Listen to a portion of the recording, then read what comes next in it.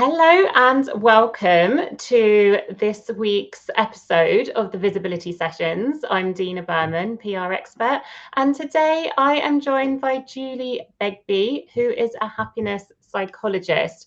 So Julie is a happiness psychologist, small business mentor, and founder of the Happy Business Company. She helps heart-led, sales-averse small business owners make marketing feel calmer and more human by using AI in a way that still sounds like them, not a robot, with her signature AI super sheet and confidence building coaching. So welcome, Julie.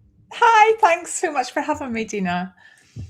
And we are talking today about how to have happiness as part of your content strategy. So can you tell me more about how you ended up doing what you do? Yeah, absolutely. So happiness has just been a theme in my whole life. So when I was young, I didn't have a terrible childhood, but my mum suffered from clinical depression. And I remember when I was trying to work out what I wanted to do, when that you're at that age, you're a teenager and people are going, what do you want to do? What? I hadn't a clue. I just didn't know.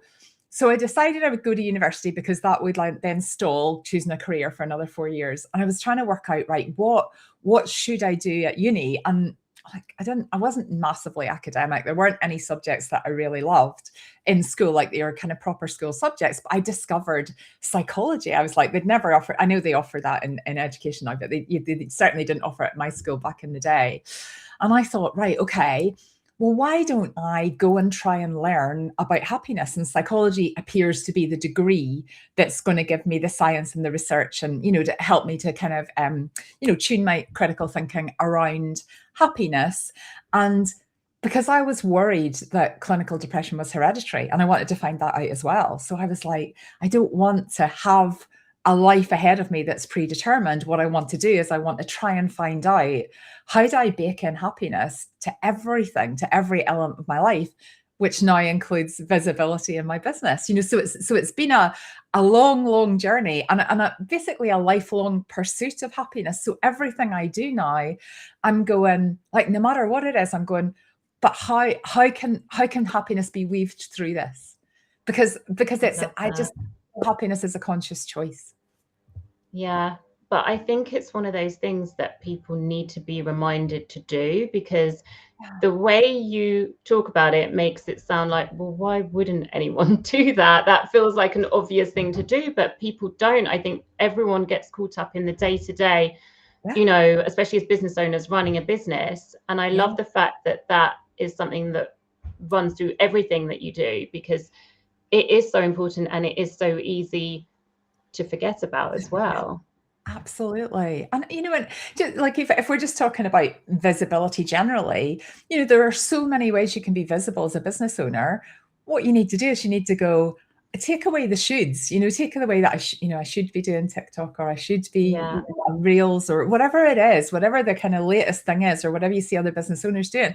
Just find the ways that you love to be visible, and just do them. Just doing one thing brilliantly is far better than, the shoulds and kind of trying to do everything. And some of the, I'm sure you find this, some of the people that I work with will say, but I don't like any of them. I don't like being visible, when they're kind of worried about it. And I think it's confidence and visibility and enjoying, and that kind of happiness element, it comes from having the courage to do it. You're not day one of anything isn't going to feel lovely and relaxed and happy and, add joy to your life. But ultimately, when you try all the things, you find which ones work best for you. And then that's your happy toolkit, right? You have to be visible as a business owner. It's not a choice. You can't go, oh, I'm not going to do that. You have to work out how. And the how should be based in happiness. Yeah. So when you're thinking about consciously creating happiness in your visibility strategy, that is the part where you're consciously choosing the platforms and the ways that you want to be visible. What else comes into it? Well, so also I think it is looking for, so it's wider obviously than visibility. Like happiness is like a key theme of my life, right? So when I am live on video, I just like this, I'm loving this conversation, right? And therefore I come across as somebody that's happy, right? Because I genuinely am. And I think it's about finding how to nearly embody that energy in your life. Not all the time, like, don't get me wrong, I'm not like, I'm not, it's not toxic positivity or anything like that, but generally on balance of on a day, I have more happy moments than non-happy moments, right? So, and that's something that you very consciously train yourself, not even necessarily to do, but to notice. A lot of this is about going, so many brilliant things happen. Have you heard of the concept of glimmers? Glimmers, they're just like magical moments in a day that we all are presented to all of us, but we're not all primed to notice them.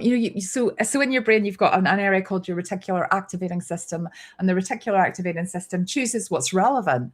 And when you choose the happiness path for your visibility or for your life, you start to notice all those happy moments, like, and then that, noticing that then compounds them, and it helps you to then at the end of the day go, yeah, on the balance of the day, that was a happy day.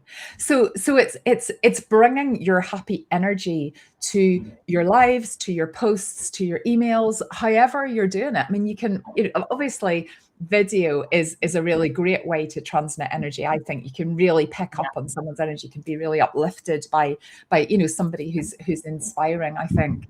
But you well know this, but you can get that energy through in written communication as well. 100%, which you don't always think is coming through. Yeah. And I've done this in the past where I've written posts because I felt like I should write them. Yeah. And then looking back, the energy behind it was so wrong. And you think, surely no one's going to notice. Yeah, they notice. They notice. And the energy is everything. Yeah. So manage your energy and then do your visibility in those times, knowing that there will be times when your energy is lower, and absolutely, and that's completely normal. Like, it's nothing to be worried about. But you're right. Don't do the should post. Don't do that. Right, I better do. If you're going right, I better do. Don't do it. Like, wait, go out, go for a walk, do something that makes you happy, then come back in and do it. And so it's managing that, and then.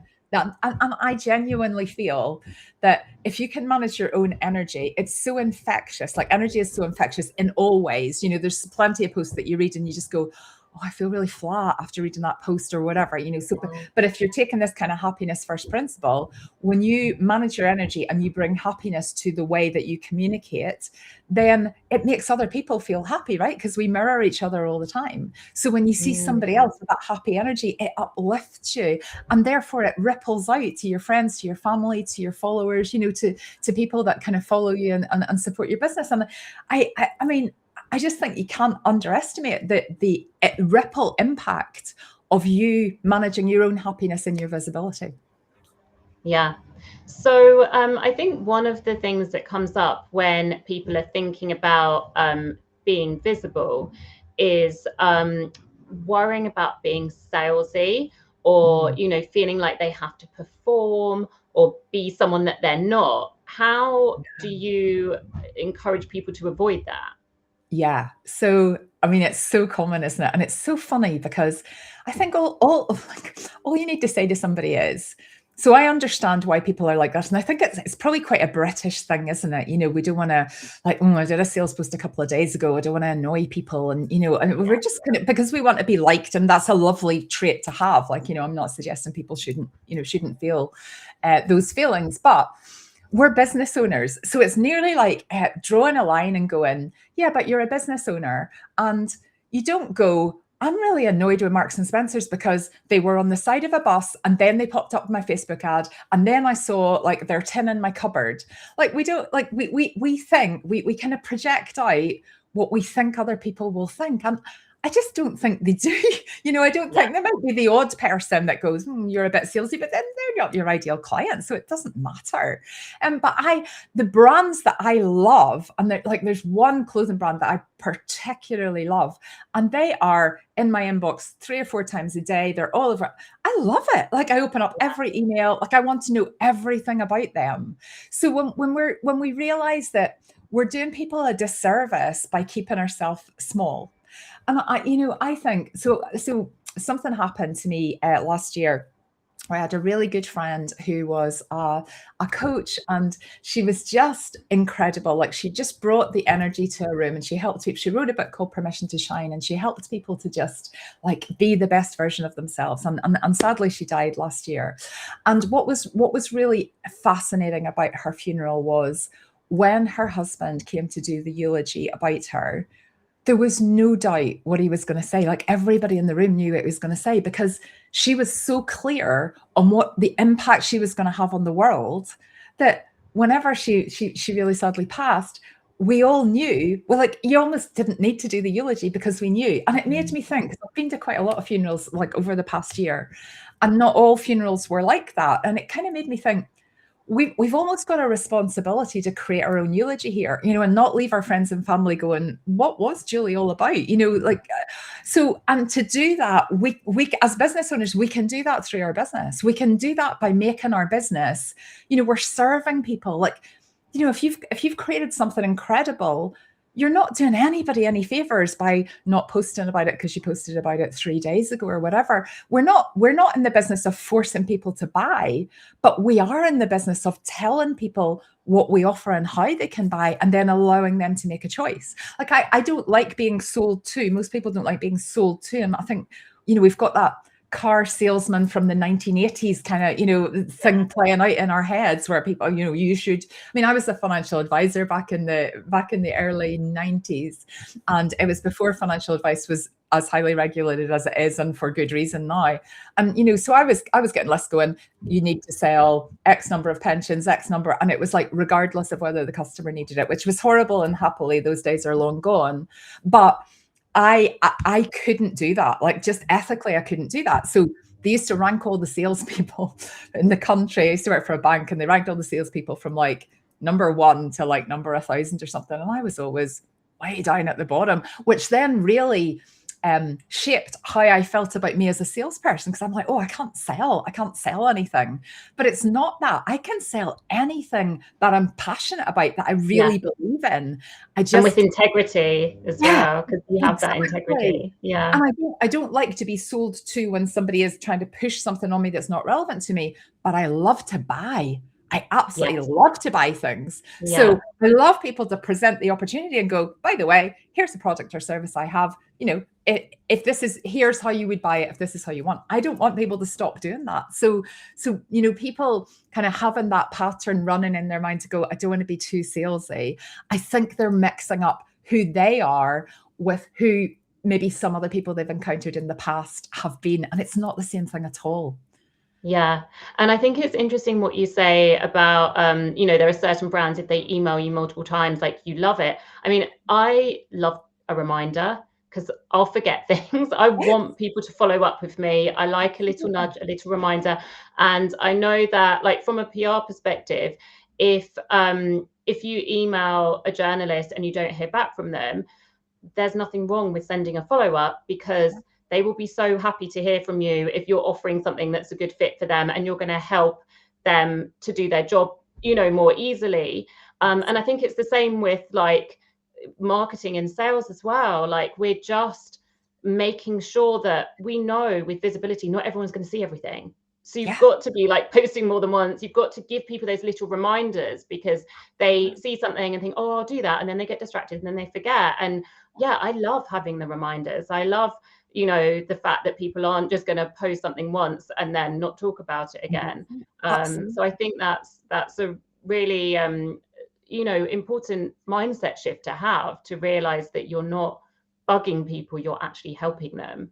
Yeah. And if you think about your own inbox or just your own social media feed, if there are brands there that, you're constantly seeing that aren't relevant to you, you just unfollow or you unsubscribe. And it's not like, I hate you, that's a terror. You just go, I'm not your ideal customer. Yeah. So again, we should be celebrating that. We do want to be Marmite. We can't be beige. Like, if you're beige, you're nobody's thing. So unsubscribes we should be celebrating, because those people were never going to buy our thing anyway. But the people that don't unsubscribe them, we know that we can talk to them and they want us to talk to them. Yeah. And the legacy part, like you say, is huge as well. I think what do we want to be known for? What do we want to be remembered for? And people don't always take that time to think about that, and it is really important. I think it's such a privilege as business owners to be able to decide that, to be able to decide, if you work for a corporate company, which I did for many years, you abide by their values, their vision, their mission. And that may or may not, probably is aligned with you if you're working there, but it may or may not be the thing that lights you up. But I think as business owners, we've got an opportunity to go, here are the things that, this is the hill I would die on as a business owner. And therefore I can bring that into my business and go, so I do, like, mainly I do AI coaching with businesses, and I've got AI memberships, but I put happiness through it, right? So it's different. So so not only does it make it like important for me and to be able to have an impact, but it also then makes someone go, okay, well, there's other people that are offering AI coaching, but actually I don't know anybody else that's putting together, maybe there is, but I don't know anybody else is putting together happiness and AI. So again, and some people like do not like that. This Marmite thing, some people will be like, oh, well, that's just, all that cheesy happiness stuff is not for me. Great. I am not for you then, because I am unapologetically who I am. But there'll be somebody else that's perfect for you. So it's it's really getting who you are and putting that through your visibility, and then you attract the people that you love working with. Yeah, 100%. So talk to me about AI, because so many business owners use AI for creating content, but I think there is this sort of fear of it sounding robotic, and also being on the other side of it and seeing lots of content that looks the same. What are the mistakes sometimes that people are making if they're using AI for content? Yeah, so I think, somebody who isn't familiar with AI at all, like certainly, probably if we went a couple of years ago when hardly anybody was using it, when ChatGPT just as it became kind of in the mainstream, people, because we didn't know, none of us knew. People were going in and going, write me a post about this. Now, that's not gonna. How I use it, and how I would recommend like business owners, particularly if they're new to it, use it is, teach it your voice. So talk to it, like, but I actually talk to it, press the microphone button and talk, so it can pick up, your colloquialisms, it can pick up how you talk, etc. So say to it, I want to teach you my voice. Ask me some questions and I'll talk back to you, and then get it to create like a brand voice guide, and then use that. Like, all I do is I download that into a Word document and I upload it with every new chat, just to make it dead easy, because in a lot of AI, the custom instructions isn't long enough to have like a really good detailed brand voice guide. But that's a great start, but that's not enough, because it's still a bit robotic, even though it's using, your terms, etc. So how I use it is, so see, if you're a brilliant copywriter, just continue to do that. Like, you're already genius at that. But me and a lot of other business owners are not. Like, I always struggle to sit down with a blank sheet and go, right, what is it I want to say? How am I going to say it? And I used to like dictate into Microsoft Word, and then I would take the dictation and then I would try and put it in a logical order. And, we have to have a hook at the beginning. So I'm like, oh, what could the hook be? And so it used to take me ages to do something that would be useful to somebody else.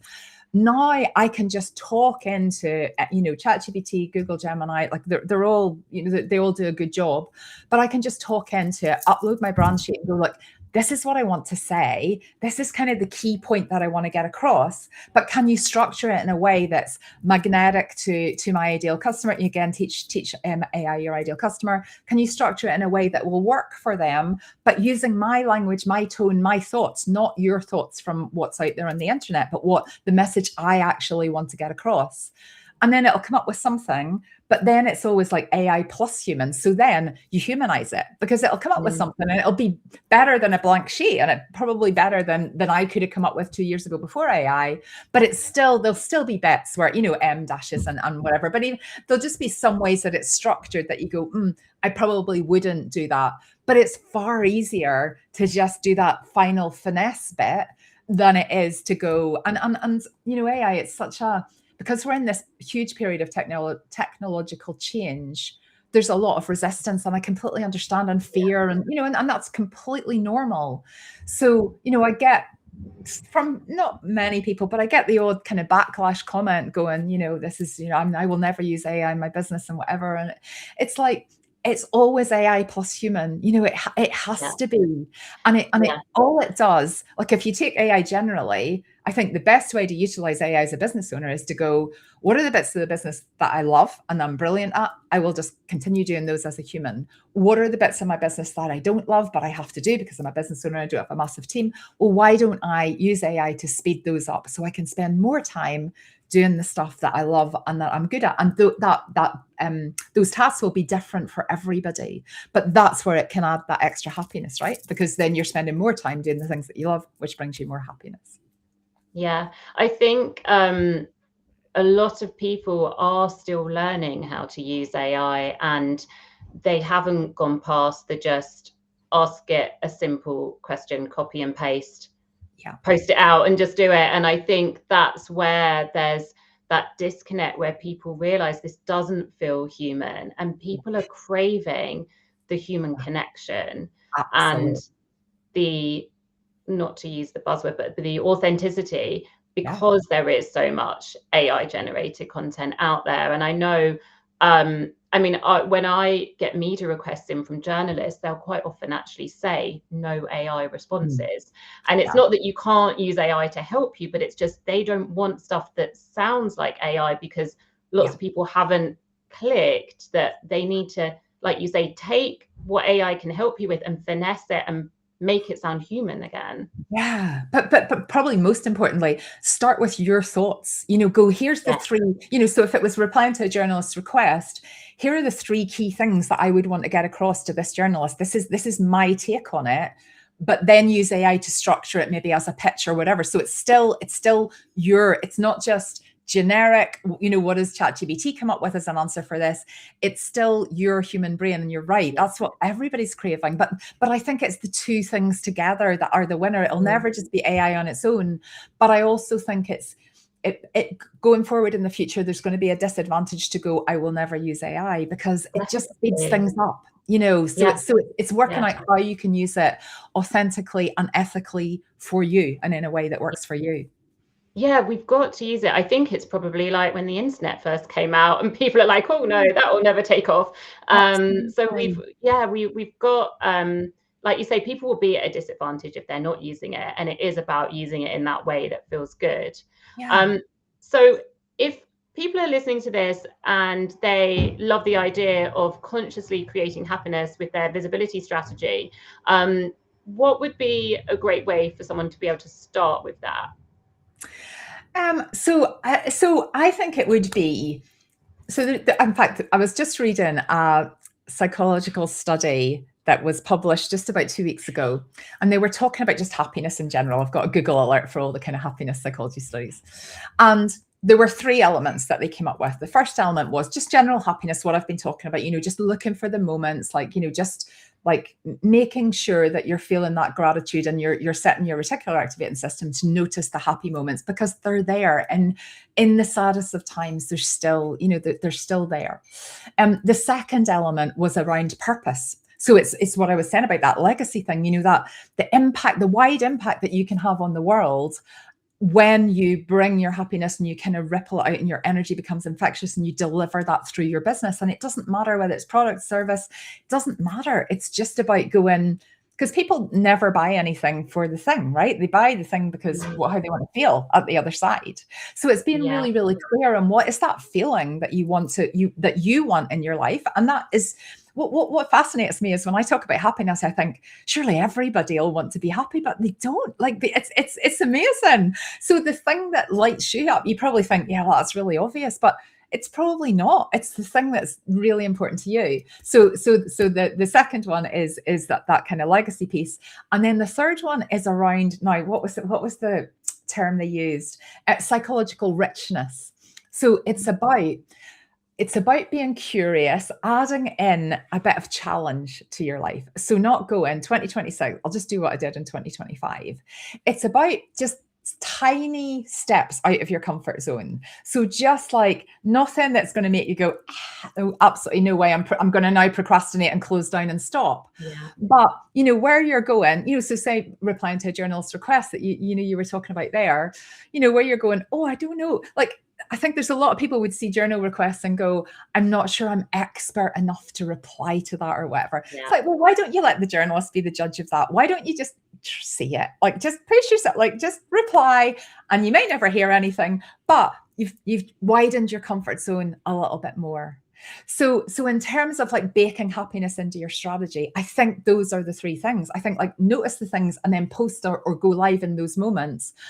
Create your legacy, like decide the impact you want to leave on the world, and then make sure that that's the mission in your business. Like create a hashtag mission for whatever that thing is that lights you up, and then push yourself out of your comfort zone. Add in that psychological richness, so that by the end of next year, your comfort zone is stretched that little bit more, and therefore you have hopefully greater visibility, more success, and more impact. I love that, because I think a lot of people get stuck in a rut of doing the same thing that they've always done. And it's that thing that people say, you know, if you always do what you've always done, you'll always get what you've always got. Yes. And it's very easy to fall into that trap of, well, this is what I'm used to doing, so I'm just going to keep doing the same thing.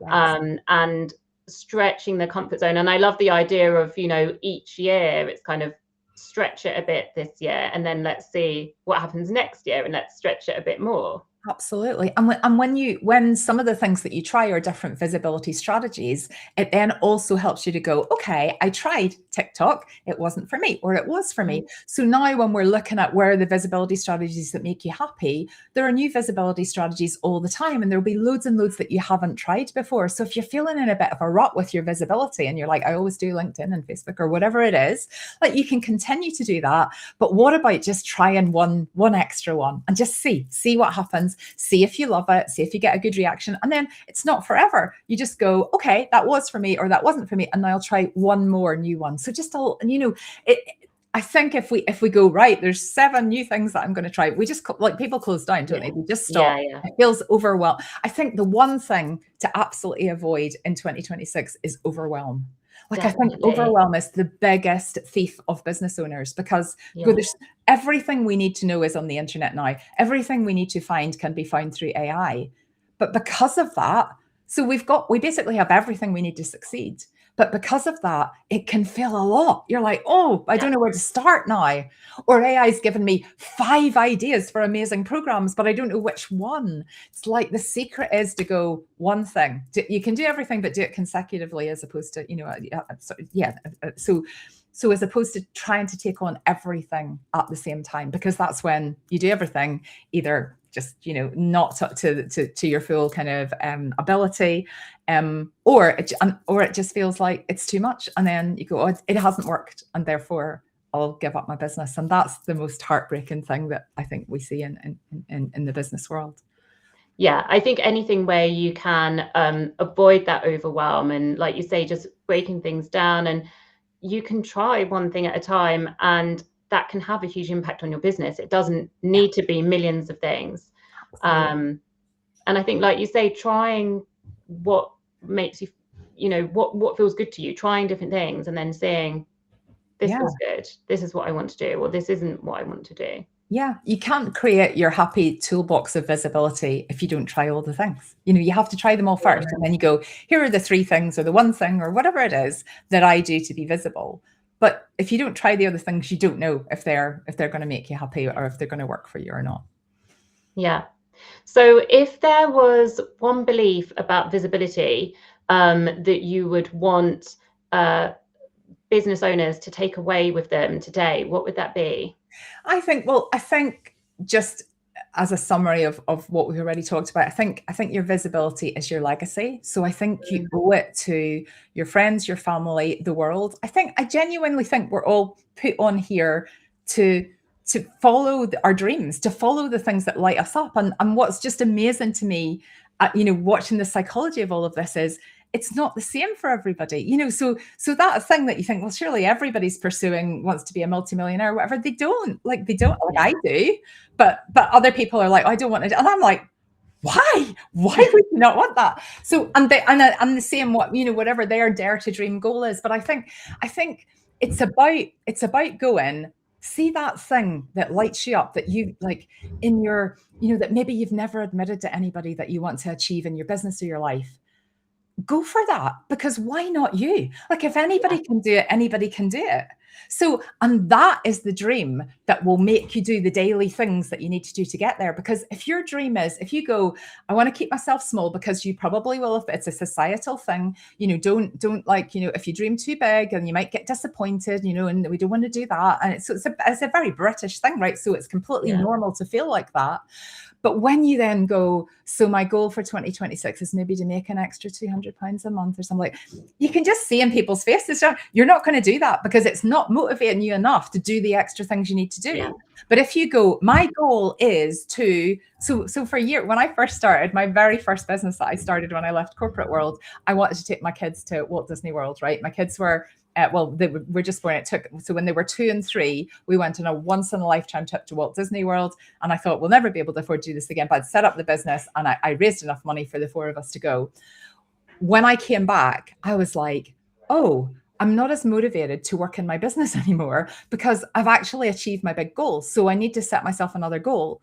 I'm definitely, I like a pattern. So we ended up going to Walt Disney World 11 years in a row, to the point where my kids started going, Mum, is there any, could we go somewhere else? And I'm like, no, we are going to Walt Disney World again. One of my sons came home from nursery, I remember, and he said to me, Mum, I met this boy today. He was sitting at the desk beside me, and Mum, he was 3, and he goes, Mum, he's never even been to Walt Disney World. And I'm like, okay, I'm not doing everyone go. Exactly. I'm not doing a good job as a parent here. But the point is that I learned really early on. So I've always got a massive goal. I've always got something. Yeah. And then on the days that you just feel less energetic, and there will be days like that, I still go, before I close my laptop tonight, I'm going to do one thing to grow my business, one thing to make my business visible. Like, so I've got a daily checklist. I do it every single day, no matter how I feel, because I'm not going to let myself down in that goal. And the only thing that is more difficult to control is when you'll achieve the goal. But when you set a goal and you have a daily plan to get there, success is inevitable, right? It's completely inevitable. Like two years ago, I started on a health journey. I've been really overweight for all of my life. And 2 years ago, I decided that I was going to walk for an hour a day, and I was going to reduce my calories. And I did this kind of Southern Irish program called Body Slims, which was amazing. It was a bit like sort of Weight Watchers, but a Southern Irish version. Anyway, there was a lot of kind of mindset reset stuff that you listen to when you're out in your walk. But the principle of it is walk for an hour a day and eat less than 1,400 calories. And you did it in 10-week sprints. I did that for the last 2.5 years, right? So I didn't know how long it was going to take me to get to a healthy BMI, but I am here, and I am here because success was inevitable, because I set the goal and I did every day, not every day, because, but overall I did what I needed to do to get there. So we are completely in control of these goals that we set ourselves. And I'm proof of that, but you have to go, okay, the goal has to light me up enough to make me not procrastinate on those daily activities. And when you get that goal that lights you up and you work out I'm a fan of just like 10 minutes a day, just do 10 minutes a day, something to get you closer to that goal. Before you close your laptop, go, have I done something to get myself closer to that goal today? Yes or no? If it's no, don't close your laptop. Do something, then close it. And the compounding effect of that over a year, over 2 years, is just, success is inevitable, right? I love that. I love your energy as well. And I think that you make everything sound so doable. And I think people listening to this are going to feel so motivated, because the idea of doing something for 10 minutes feels totally doable. Achievable. And it is true. It's the compound effect of it all. Yeah, absolutely. And it just feels like, the secret to life that not everybody knows. And it's like, we can all do this. We can all do this. But I think a lot of it starts with people are, it's just that British thing. People are like, oh, I don't want to say out loud that I want to be whatever, whatever that dream thing is. Yeah. But the more we normalize it and the more we say it out loud, like the more, because when, it's like when you say your dream out loud, so say, for example, you want to be on This Morning, right? Say that was your dream. You want to be on This Morning. Like, you'll know very well from a PR point of view how to do that. But just saying that out loud means that you could say to me, well, actually, I know a few ways to get on This Morning. But if I don't say that out loud, then, or somebody might go, well, I know Kat Daly, and, so there's just something there about no matter what it is you want to do. And there's also psychological research that says saying it out loud makes it more likely to happen, writing it down makes it more likely to happen. So, but a lot of people don't even have it in their head, because life happens to them, as opposed to, you know, so they get to the end of the year and you go, it was either good or bad, but nearly because of luck, as opposed to taking those little tiny actions that get you to where you want to be. Like, I think you create your own life. Life definitely happens, but I think you create your own luck within your life. Yeah, it comes back to that consciously creating whatever it is that you're doing. This has been so enlightening. I've absolutely loved chatting to you today. If people want to know more, if they want to connect with you and find out more about your memberships and your programs and all of that, what's the best way for them to do that? So I'm most active on social media on Facebook. So it's facebook.com/Julie Begbie. I think there is only one Julie Begbie on Facebook, got quite an unusual surname. But also my website is juliebegbie.com. So those two places you can find out like everything you need to know. Amazing. Thank you so much for joining us today. And I will speak to you soon. Thank you. Thank you so much. Bye. Bye.